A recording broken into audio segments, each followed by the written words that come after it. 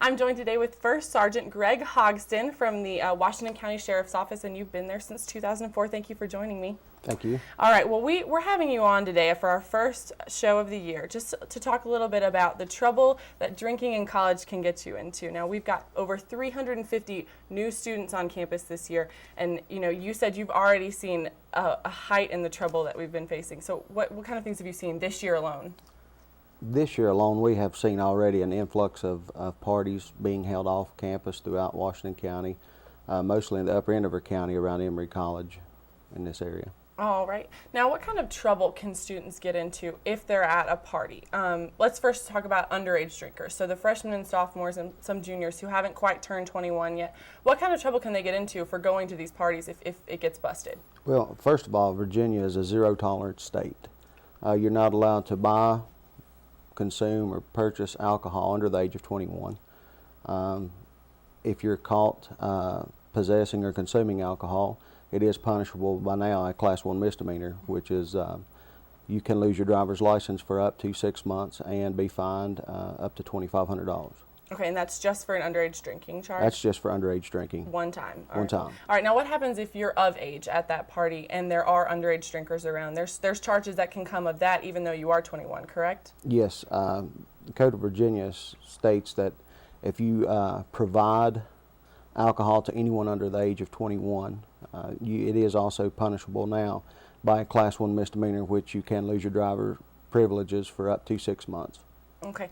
Now, what about the people who maybe owned the house where the party was? They had a couple of friends over, turned into a big party. Do the house owners hold a lot of responsibility for the party Well, as they do well? hold some responsibility. If they are going to host a large event with alcohol as provided, they are responsible to make sure that no one leaves that residence under the influence of alcohol or gets behind the wheel of a vehicle impaired. Okay. So other than maybe if they're of age, they can get a distribution charge, but they can't get into more trouble just because it's their house, or can they? It's mostly a distribution charge on that.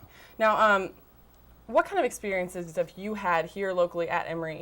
You've been here since 2004, and I'm sure you've seen just about everything. So what kind of experiences have you had with parties or, even drunk drivers, students who have been drinking?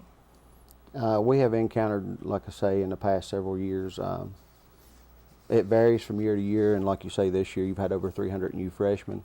The years that we encounter the influx of new freshmen, we do encounter more parties, more alcohol-related offenses, from drunk driving to sexual assaults, from alcohol poisoning and events like that. Okay.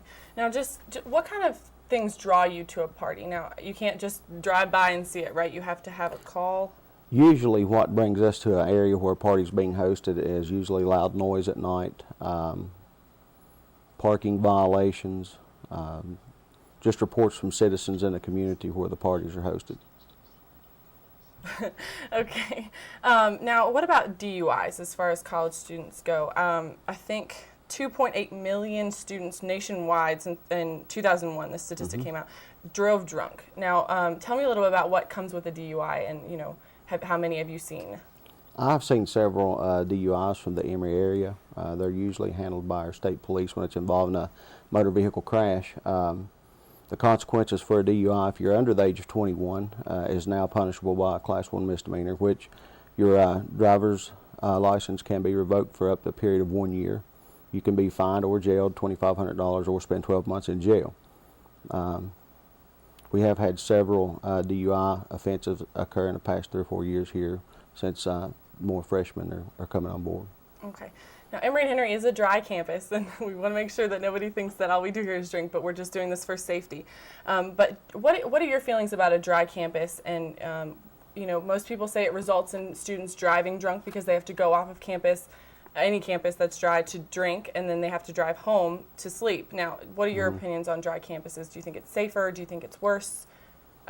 Well, it's hard to give an opinion on that because as long as I have been familiar with Emory Henry College, it has been a dry campus.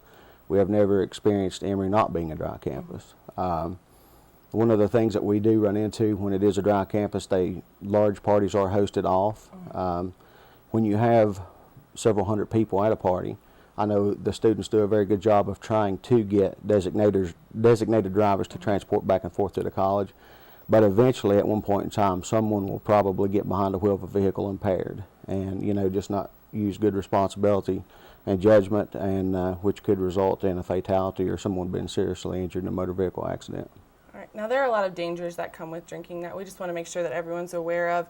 Some of the statistics: 57.8% of full-time college students used alcohol in each month. Okay, and 40.1% engage in binge alcohol use.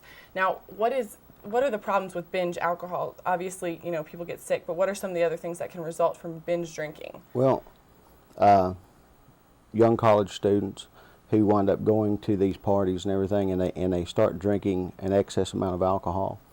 We have seen several instances in the past where alcohol poisoning has occurred, and where several students have been transported to the hospital for treatment.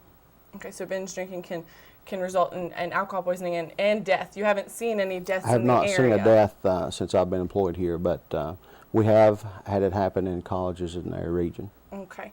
Now, talking a little bit about the risks associated, there's 1,700 deaths nationwide from drinking and 90,000 sexual assaults. So what are some of your tips for students to stay safe, in college towns? I mean, college, there's going to be drinking, there's going to be parties. What's tips from you to stay safe?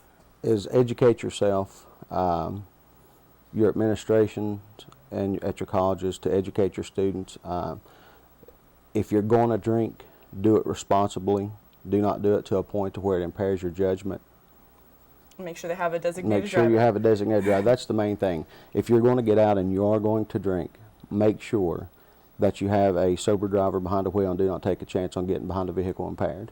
Absolutely, because that's very dangerous. That's dangerous for anyone who's on the road. Yes, ma'am. And that's where your job comes in. All right, we're going to talk a little bit about something called the Amethyst Initiative, and I know you don't know too much about it, obviously, but it's a group of college presidents and chancellors who have signed this this initiative. It's 135 signatures so far. Presidents and chancellors of college like Washington and Lee and Virginia Tech, asking that the law lower the age of drinking from 21 to 18 to look out for the student's best interest, saying that it would reduce binge drinking, and saying that if you're old enough to vote, you should be old enough to drink, and it would also reduce off-campus parties. What's your opinion on that? Do you think it would make things safer? Do you think it would make things worse? My opinion, I think it would make things worse, due to the fact now that we have DUI offenses now, alcohol poisoning cases now, binge drinking now at age 21. In my opinion, I think that if the age of alcohol consumption would be lowered to 18, I think that these offenses would increase. Okay. So, thank you for joining me today, and thank you so much for talking about this topic. I know that it's not the funnest topic to discuss, and thank you so much for looking out for all of our safety.